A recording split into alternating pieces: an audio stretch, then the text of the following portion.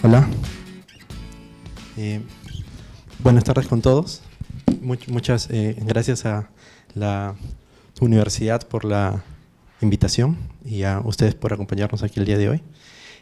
Voy a presentarme yo primero. Mi nombre es Carlos del Carpio y soy cofundador y director de EFL Global.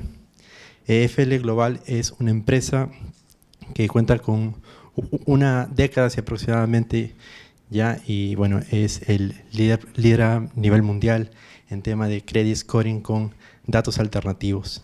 EFL es una empresa que desde su fundación, bueno, pues ya está que opera actualmente en más de 27 países. Estamos tanto en América Latina como en África, como en Asia, y bueno, pues hemos permitido a más de 30 bancos y instituciones financieras como retails, microfinancieras, y desembolsar aproximadamente 1.4 billones de dólares hasta la fecha.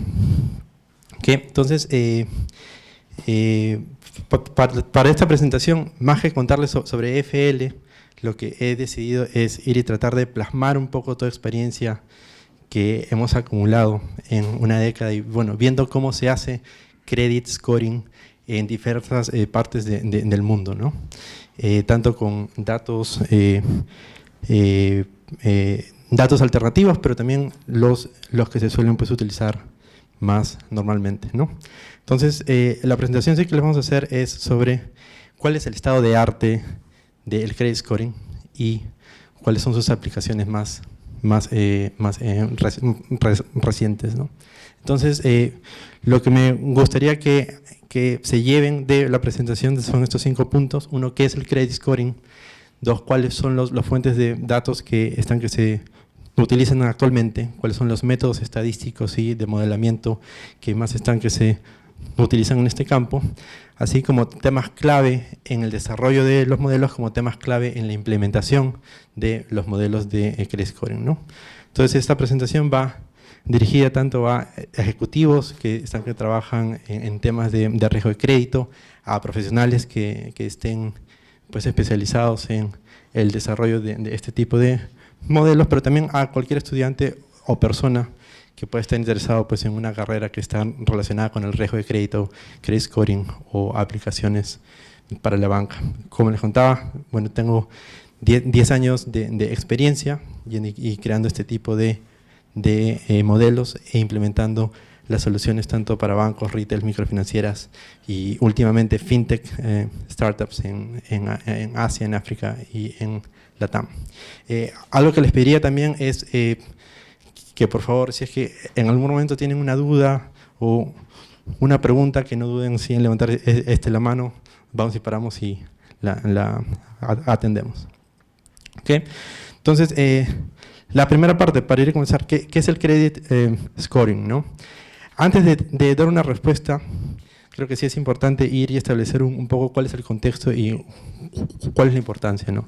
Detrás de riesgo de credit scoring, el tema central que hay es el riesgo de crédito, ¿no? Y el riesgo de crédito dentro de las finanzas como disciplina y como campo de investigación es uno de los temas que ha sido más estudiados. Diariamente también pues en nuestras vidas vemos tema de riesgo de crédito, no solamente con el tema de los bancos, ¿no?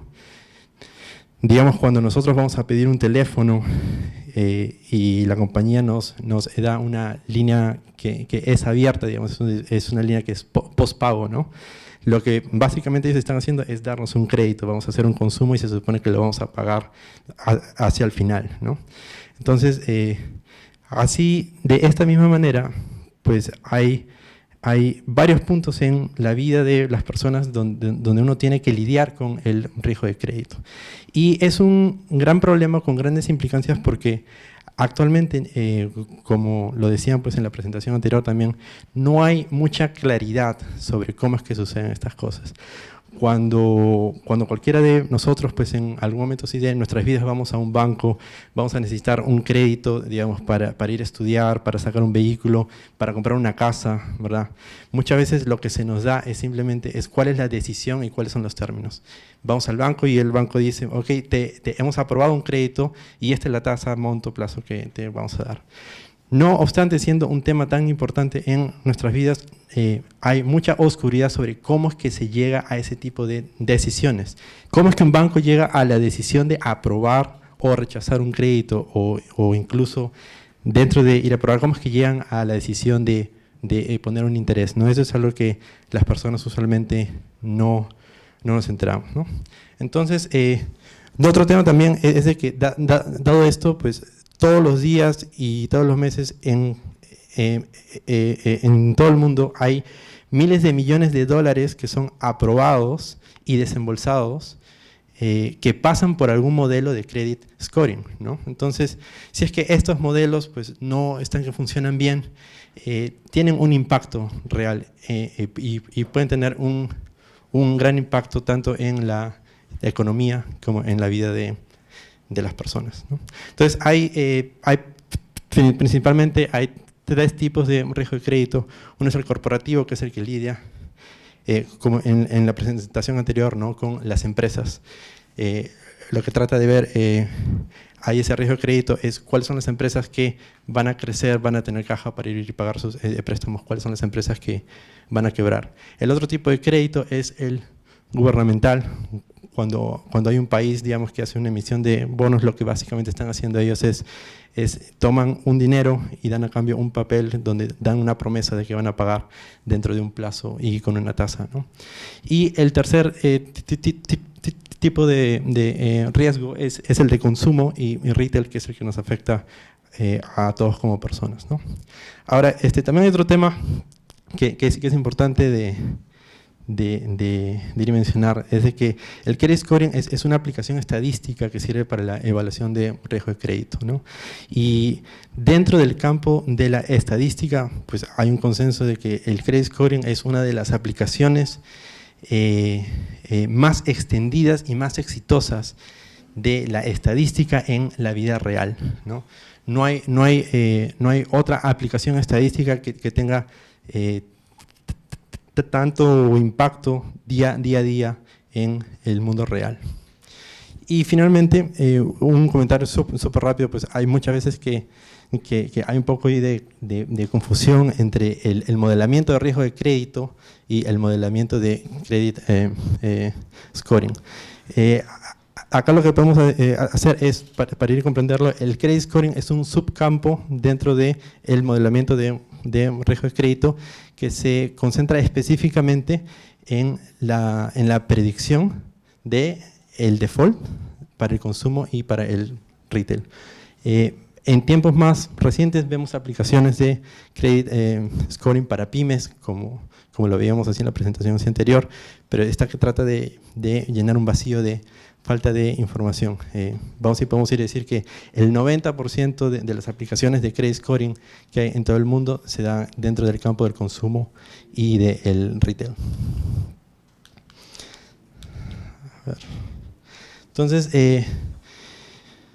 Jenny, para ponerlo súper fácil, ¿cuál es el problema que trata de resolver credit scoring? Si es que pensamos en toda la población de gente que va a solicitar un crédito, pues hay unos que son rechazados y hay otros que van a ser aprobados. Dentro de los que son aprobados y llegan a ir a obtener un crédito, hay gente que va a ser buenos pagadores y hay gente que va a ser malos. La pregunta que se trata de ir a responder es, ¿sería posible utilizar información de los solicitantes para, antes de otorgar un préstamo, predecir quién va a ser un buen pagador y quién va a ser un mal pagador? La respuesta a la pregunta viene en la forma de una estimación, que es lo que se tiene que hacer es ir a estimar cuál es la probabilidad de que una persona sea mala en base a las características del solicitante, ¿no? Entonces, Ya con esto en mente y volviéndose a la pregunta, ¿qué es el credit scoring? La definición más simple es el conjunto de modelos y métodos cuantitativos que utilizan las instituciones financieras para medir y de evaluar el riesgo de crédito. Y dado como se plantea así el problema, el enfoque dominante es de ver el credit scoring como una solución a un problema de clasificación. Lo que se quiere hacer es discriminar quiénes van a ser buenos, quiénes van a ser malos. Y para ello se construye un modelo estadístico que va a estimar cuál es la probabilidad de que alguien no pague condicional a las características. Luego lo que podemos hacer con esa estimación de la probabilidad es ir de ordenar a toda la población de los que son de menor riesgo a un mayor riesgo, ¿no? Entonces, ¿cuáles son las ventajas de credit scoring frente a otras alternativas que existen actualmente en el mercado, que vienen hace mucho tiempo?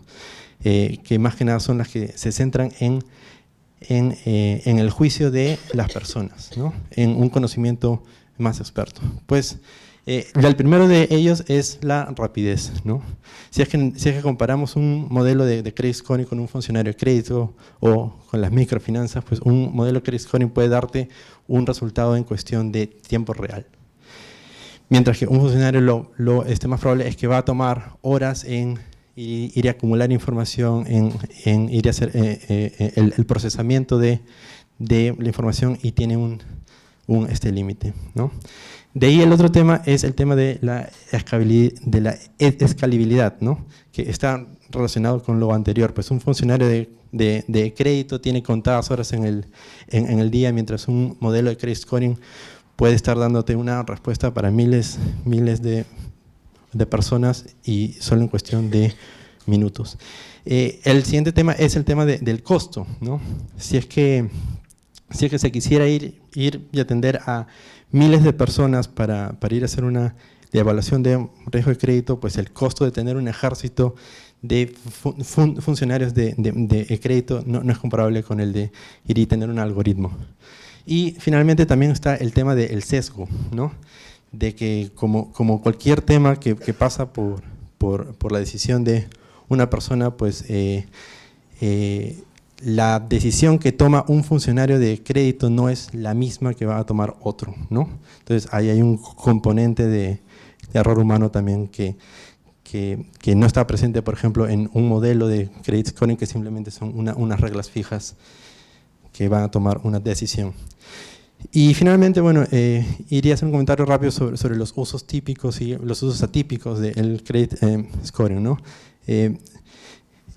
En los inicios, pues el credit scoring nace para ir a ayudar a tomar decisiones de crédito, ¿no? Como a quién admito y le doy un préstamo, cuánto es el monto, cuánto es el plazo, cuánto es la tasa de interés. Pero hay un tema con los scores de crédito, y es de que han ido y han obtenido tanto uso dentro de la sociedad y han tenido tanto éxito que fuera incluso de la banca, vemos que hay uso que se le da, ¿no? Digamos, si es que ustedes tienen una propiedad y la van a ir a alquilar, pues lo más probable es que quieran saber cuál es el score de crédito de la persona a la que les van a ir a alquilárselo. Hay muchos casos de empleadores también que hacen una revisión del score de crédito como parte de las evaluaciones que hacen para contratar a una persona, ¿no? Y los casos también sí que les comentaba. No sé si es que ustedes sepan, pero los dos clientes más grandes a nivel nacional de Infocorp y de empresas de buró como Equifax o como Experian son las empresas de telefonía, Claro y Telefónica, ¿no? Hacen miles y miles y miles de consultas diariamente para ir y determinar a quién dar un plan de pospago, ¿no? Luego, aquí me gustaría entrar un poquito más a detalle sobre cuáles son las aplicaciones que hemos observado que hay alrededor del mundo en este momento para credit scoring. Acá lo que tenemos son dos ejes. Uno es el tiempo, y es lo que podríamos pensar como es el ciclo de vida de un cliente en una institución financiera cuando va a pedir un préstamo. Y acá lo que tenemos es cuánto es la utilidad, cuánto es el beneficio económico que obtiene la entidad, ¿no? Entonces acá lo que podemos ver es que siempre al inicio de la relación, pues la mayoría de clientes van a representar un costo hundido para las entidades. ¿Por qué? Porque las entidades básicamente en esta parte es donde están gastando dinero en la prospección, están gastando dinero en campañas de marketing, en poner su oferta de crédito delante de la persona. Y esto empieza a revertirse y empieza a generar algo de ganancia luego de que se da un desembolso de un préstamo, ¿no? Entonces, lo que vamos a observamos que usualmente sin el tiempo, pues hay un comportamiento de pago, pero llega un determinado momento donde dos cosas pueden pasar, ¿no? Una es que la persona deja de pagar, ¿no? O a esta persona se le da un nuevo préstamo o va y se le ofrece, digamos, un upsell o un cross-sell, ¿no? Entonces, lo que vemos actualmente que son las principales aplicaciones del scoring de crédito son 4. Aquí en esta parte, pues, hay credit scoring que se utiliza para la prospección, para ir y determinar, quiénes son los clientes que podrían ser más propensos a reaccionar positivamente a una oferta de crédito, ¿no? Otro tipo de scoring que es el más utilizado en verdad es el score de admisión, ¿no? Que es para determinar, a quién le voy a prestar y a quién no le voy a prestar un crédito. Otras aplicaciones que son bien importantes aquí en el momento de la evaluación de crédito son los scores de fraude, ¿no? Y ya pues una vez que el cliente está dentro del portafolio, viene la tercera aplicación, que es los scores de comportamiento. Los scores de comportamiento son utilizados para dos cosas, ¿no? Uno, como les decía, es para el upsell, digamos, si es que hay una persona que veo que está pagando bien el préstamo, pues hay la posibilidad de darle un mayor monto, ¿no? O darle un nuevo crédito. Pero también otras aplicaciones de un score de comportamiento es el cross-selling, ¿no? Si es que tengo un cliente que viene pagando bien, pues hay la posibilidad de que le dé pues, otro tipo de créditos también, ¿no? Para un hipotecario o un crédito para vehículos, etcétera. Finalmente, la última aplicación que es muy importante es la aplicación que se le hace para cuando vemos clientes que no están pagando, ¿no? Entonces, dentro de los clientes que son no pagadores, pues vemos usualmente hay de dos tipos, ¿no? Hay unos que sí se pueden recuperar, digamos, si es que se les pone un poco de esfuerzo ahí en las cobranzas, por ahí que se le hace una llamada, se le manda un mail, se hace una visita, pues puede ir y recuperarse la relación con esos clientes. Pero también hay aquellos clientes que simplemente, aún así se haga todos los esfuerzos, pues no te van a pagar. Entonces, en vez de estar gastando recursos en ir y mandar a una persona para ir a visitar a esa persona, pues simplemente se hace una terminación más rápida de la relación, ¿no? Entonces, en estos 4 campos es donde vemos que actualmente hay la gran mayoría de las aplicaciones de credit scoring. No sé si alguien tiene una duda, una pregunta hasta esta parte. ¿No? Bien. Sí, perdón.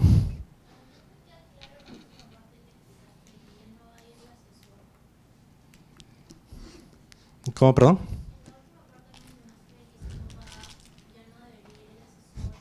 Bueno. Sí, claro, mira, ya en este momento puedo ir y darte unos ejemplos, ¿no? Hay instituciones financieras que cuentan con un equipo de cobranzas, ¿no? Entonces, la regla de oro dentro de las cobranzas es no gastes más de lo que puedes recuperar, ¿no? Entonces, ellos tienen que ser muy eficientes con la decisión que toman. Si es que hay diferentes tipos de intervenciones, así que se puede tomar, digamos, mira, hay esta persona que no ha pagado, pero si se le da una llamada, por ahí que se le hace recordar y va y paga, ¿no? Pero hay personas también que simplemente pues, fueron y tomaron el crédito, digamos, con el objetivo de no pagarlo, ¿no? Fue un fraude directo. Credit scoring puede ir a ayudarte a identificar dentro de las personas que ya se les otorgó un crédito y que no te han pagado, cuáles son las que vale la pena tomar el esfuerzo de ir a buscarlos o tomar la acción, ¿no? Entonces hay cierto grupo de gente donde lo mejor es que no se gaste nada y simplemente ya los sacas del balance, ¿no?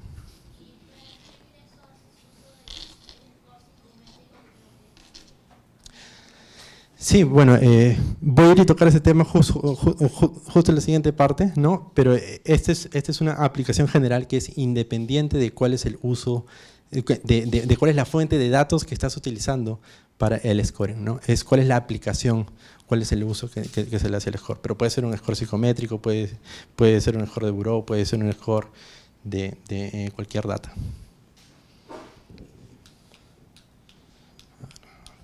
Ok. Entonces, ya no sé la siguiente parte, fuentes de datos de credit scoring que hemos encontrado pues, en todos los países donde hemos estado operando, ¿no? Hay dos tipos de datos. Uno es los más comunes o tradicionales, decía que los podemos ir y llamar así, y estos van y se agrupan en 4 grandes grupos, ¿no? Los primeros son los datos que se pueden capturar en el momento de la aplicación, ¿no? Son datos directos que se le pregunta a la persona que te pide crédito.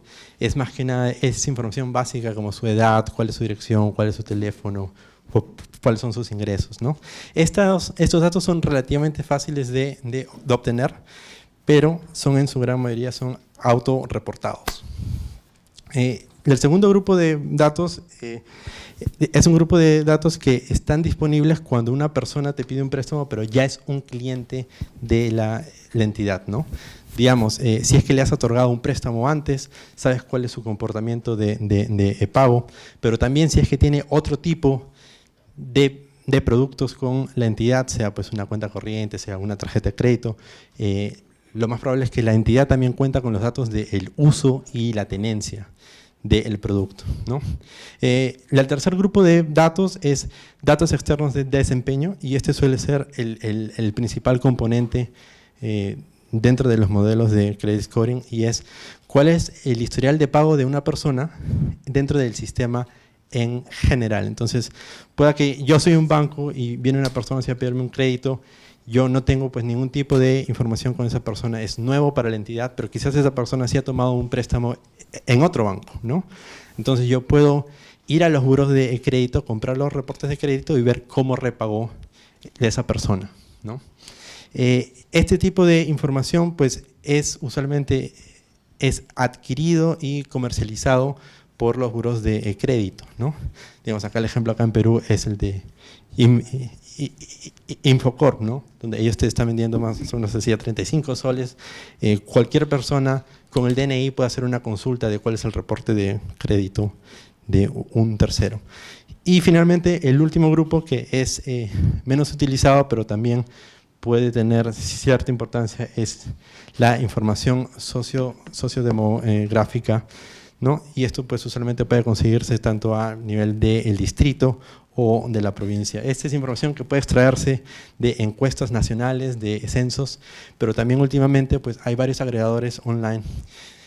Uno de ellos es el API de Google, donde uno puede ir a obtener pues información que es bien interesante. Si un ejemplo así que les pongo ahí, si es que tú le pides a un solicitante que te marque dentro de un mapa dónde es su casa o dónde queda su empresa o dónde es que va a trabajar, luego lo que tú puedes hacer es, con las coordenadas vas al API de Google y puedes ir y bajarte pues todo tipo de información sobre lo que hay a su alrededor. Puedes construir, digamos, un ejemplo de una variable, ¿no? Si es que estás evaluando el crédito, un préstamo para microcrédito, ¿no?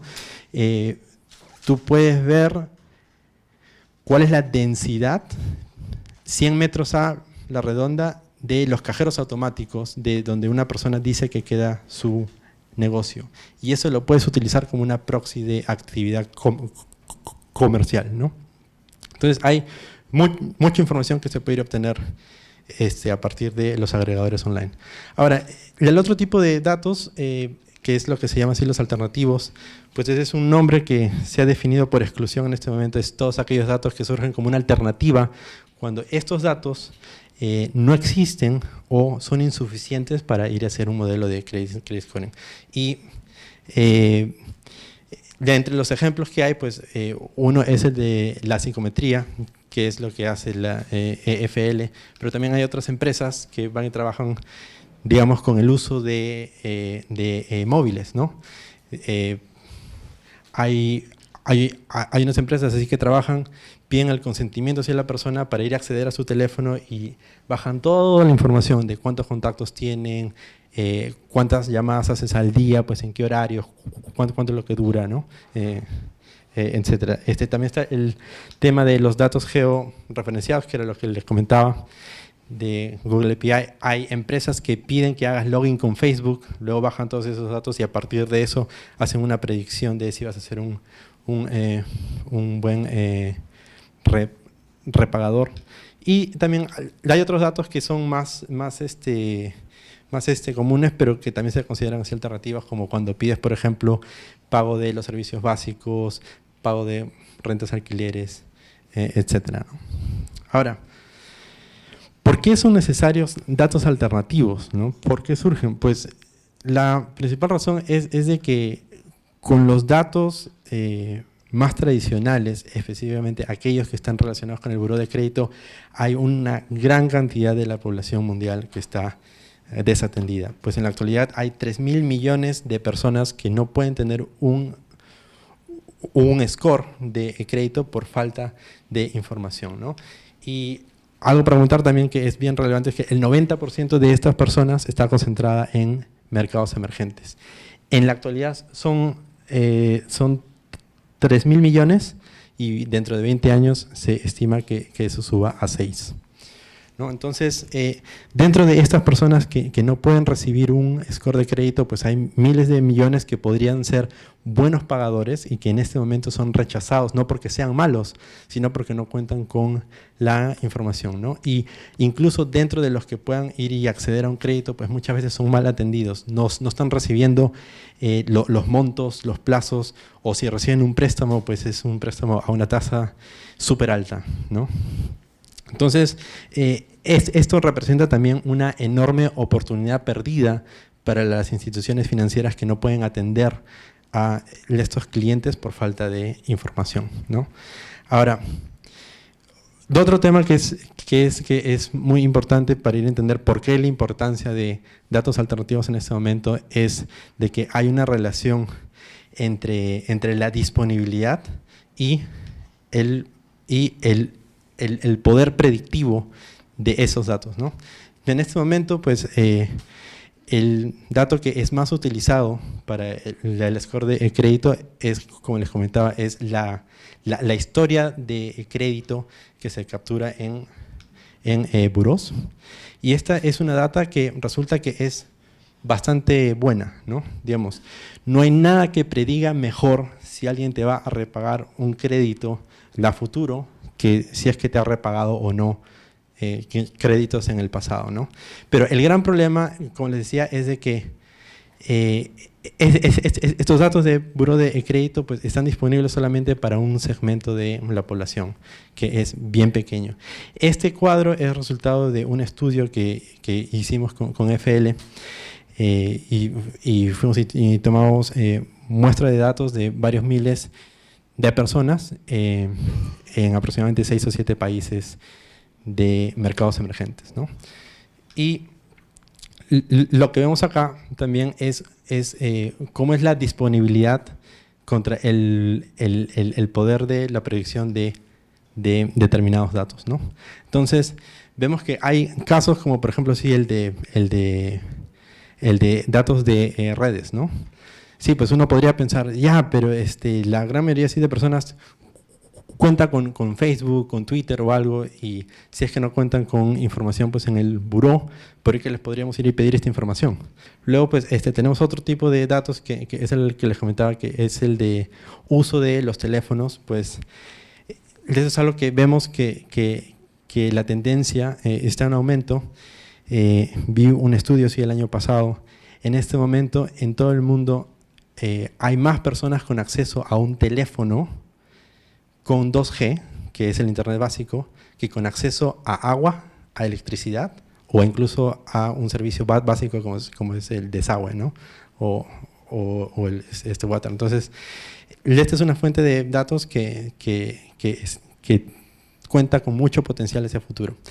Y finalmente, pues, la quería comentarles, este es el tipo de dato que nosotros recogemos en FL. No es tan bueno para predecir como el dato de buró, pero sí tiene la ventaja de que puede ir y recolectarse para todas las personas, ¿no? O sea, no hay una persona que no cuente con una personalidad o con información de sí mismo que puede ir y utilizarse para dar una prueba. No sé si es que alguien tiene una duda o pregunta hasta ese punto. Sí, bueno, la psicometría básicamente sí lo que hace es la medición del individuo. Mide temas que están relacionados con la mente.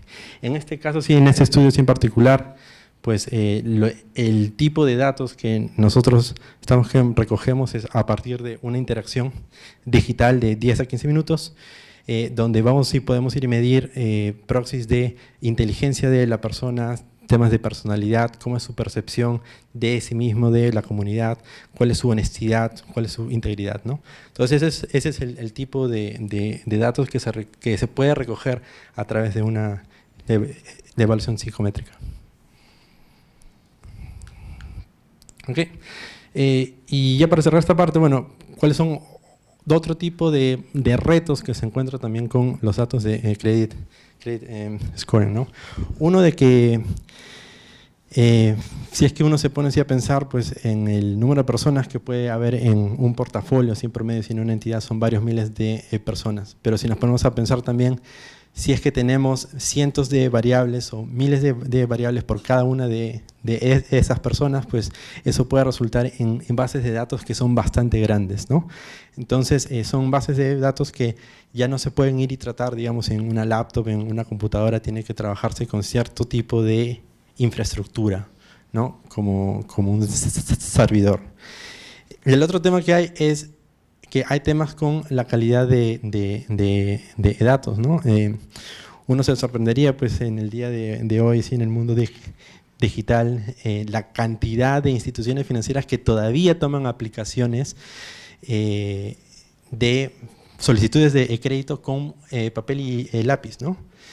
Y esos son datos que luego alguien tiene que tomarlos, tiene que ir a digitarlos para que suban a una base de datos para que se pueda hacer una de evaluación, pero aún así haya la digitalización de esos datos, pues también siempre va a haber el tema de la falsificación deliberada, ¿no? Y aquí estoy hablando no solamente de la falsificación que viene de la persona que pide el préstamo, sino también de la persona que hace la evaluación.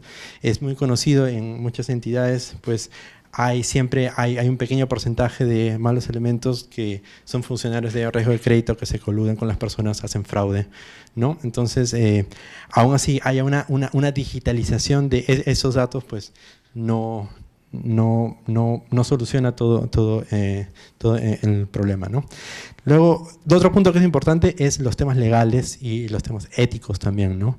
Desde los 70s existe, pues en Estados Unidos hay una cosa que se llama el US Equal Credit Opportunity Act, y este es un tratado que básicamente lo que hizo, bueno, allá en ese tiempo no había ningún tipo de regulación sobre cuál es la información que los bancos podían utilizar para hacer una evaluación de riesgo de crédito.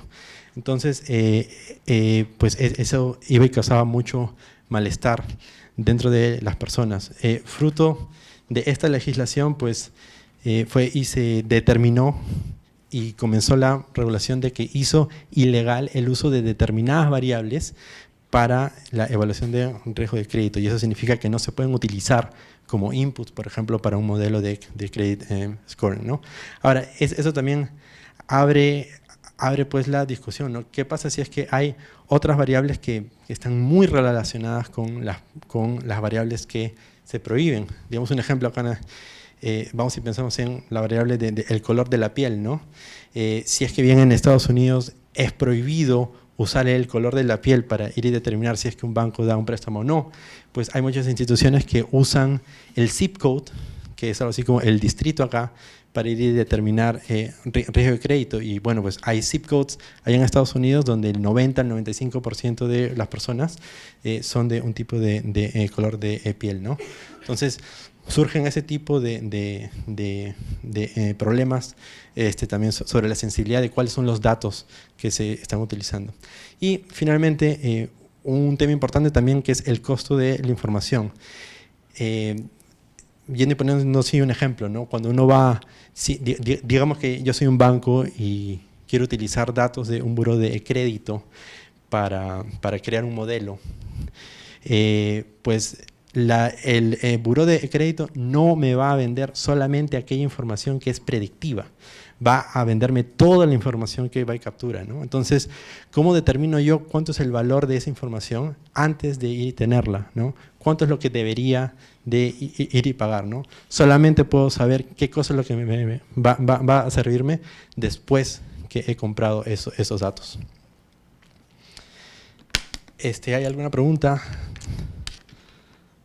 ¿Hasta ese punto? No. Ok.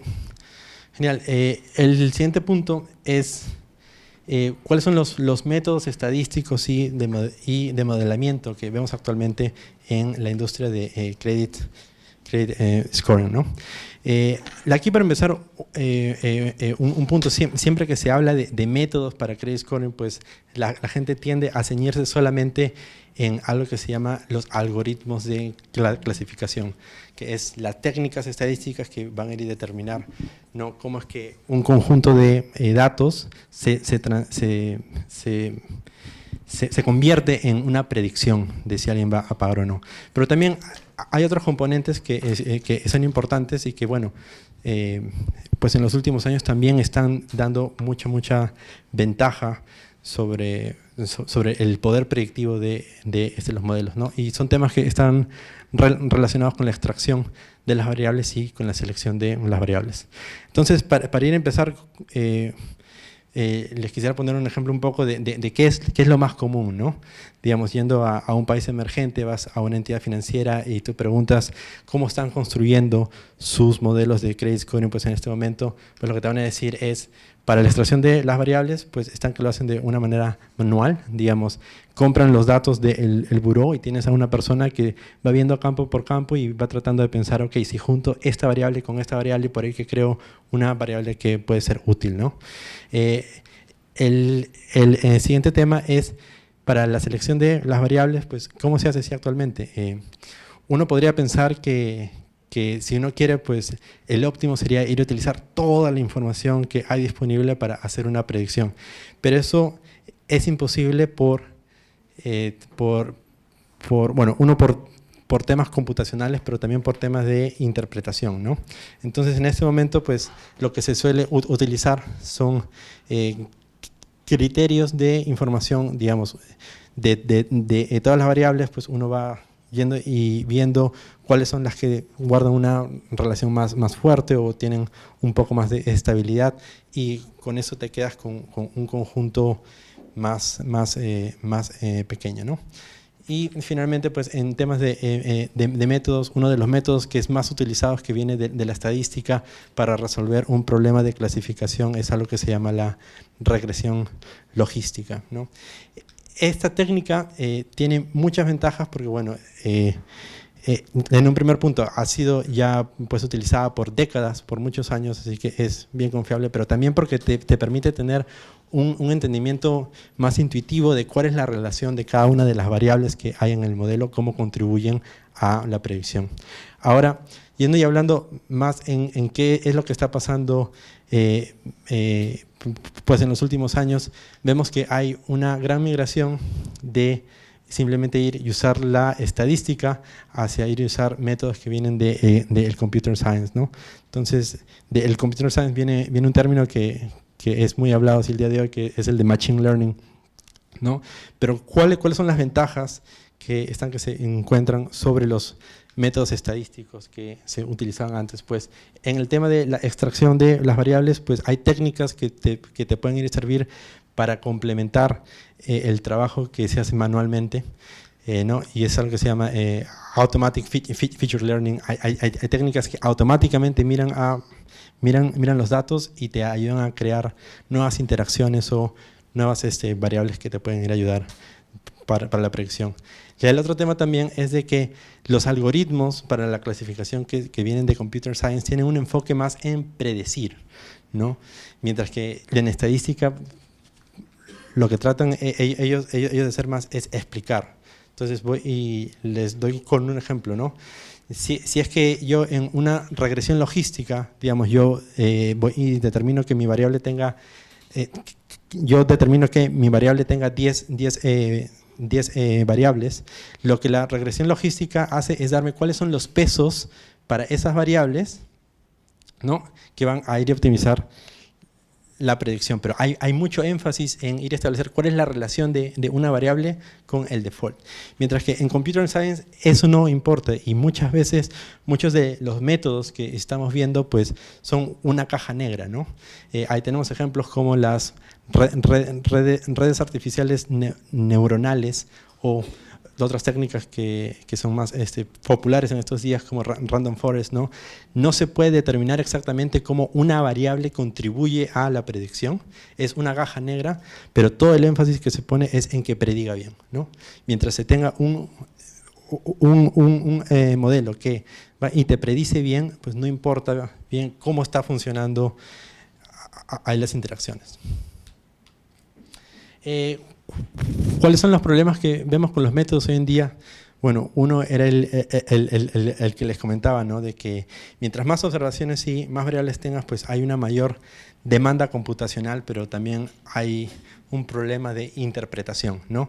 Si es que yo tengo un modelo de credit scoring que usa 5 o 6 variables, pues va a ser mucho más fácil ir a entender cómo cada una de las variables está que contribuye a la predicción. Pero si tengo un modelo con 3000 variables, pues el tema de la contribución individual de las variables ya se pierde, ¿no? El otro tema también es de que la banca en particular y cualquier entidad que se dedica así a prestar es bien conservadora, ¿no? Entonces, entre las alternativas de explicar o predecir, pues hay una preferencia muy marcada por irse por aquellos métodos que te dan una facilidad de entendimiento, y más aún si son métodos que se vienen utilizando por hace 10 o 20 años y se sabe que sí funcionan, ¿no? El otro tema también con los métodos es de que la banca en general es una industria con muchos secretos industriales. Dado que el credit scoring es una solución para un problema de negocio, pues cuando hay una innovación, digamos en un banco hay un equipo que está haciendo credit scoring y hacen un breakthrough, hacen un descubrimiento nuevo, no corren a una conferencia o no corren a escribir un paper académico para compartirlo con toda la comunidad, ¿no? Porque es una ventaja competitiva que representa dinero, ¿no? Entonces eso hace que mucha de la innovación que sucede en credit scoring suceda en silos, sucede dentro de los equipos de credit scoring de las entidades que lo hacen. Y otro tema también es de que es difícil contratar gente que tenga el expertise para construir estos modelos. Si es que yo soy un banco, digamos, si quiero contratar a alguien para que me haga mis modelos de credit scoring, pues no queda claro si contrato a un economista, a un ingeniero o a un estadístico, ¿no? No hay una carrera de credit scoring, no hay ni siquiera una maestría de credit scoring, lo cual hace que esto sea algo que se aprende más como un arte que como una ciencia.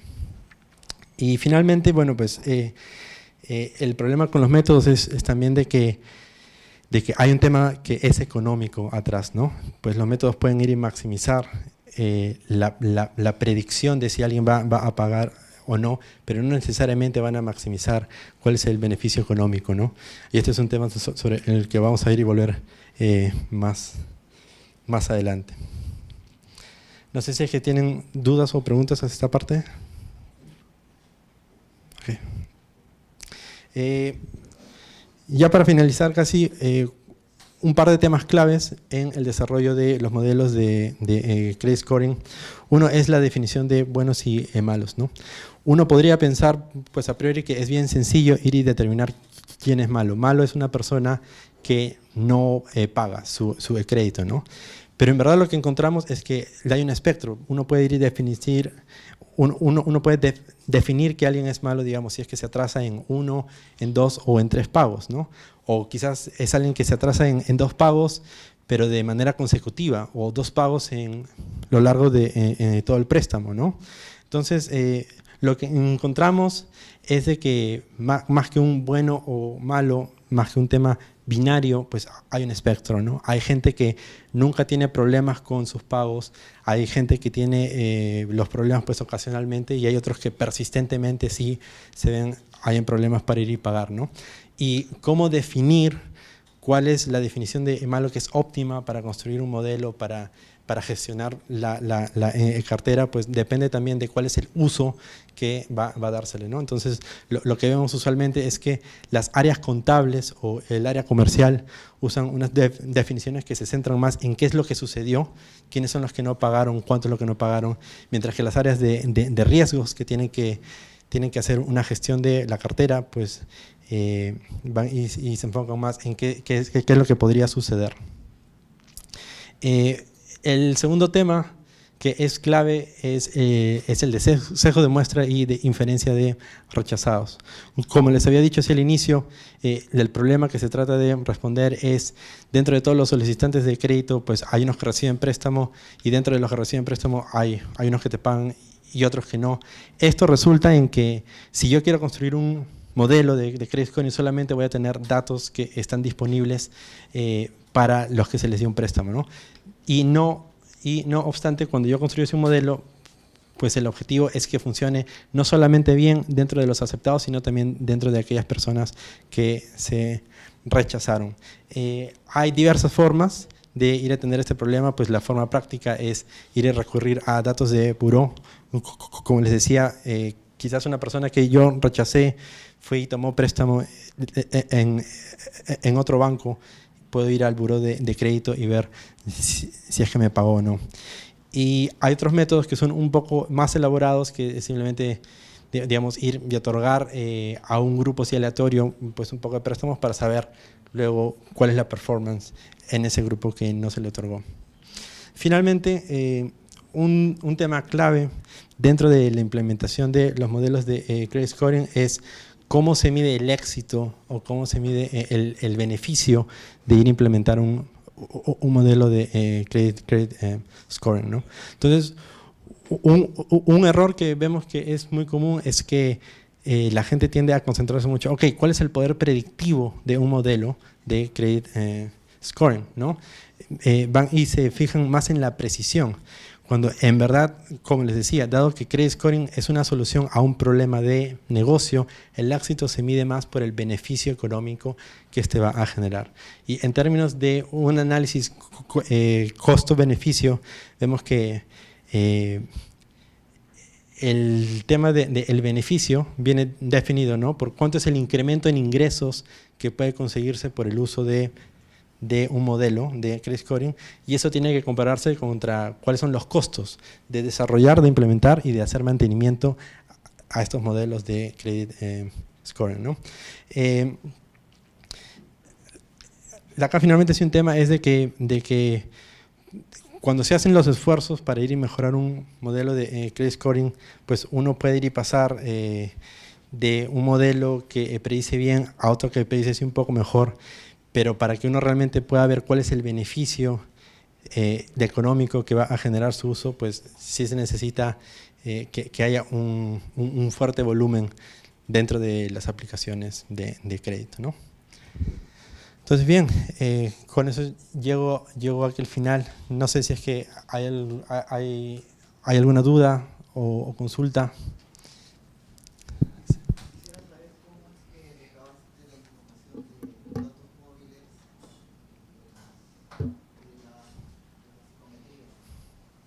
Sí. A ver, déjame ver. Sí.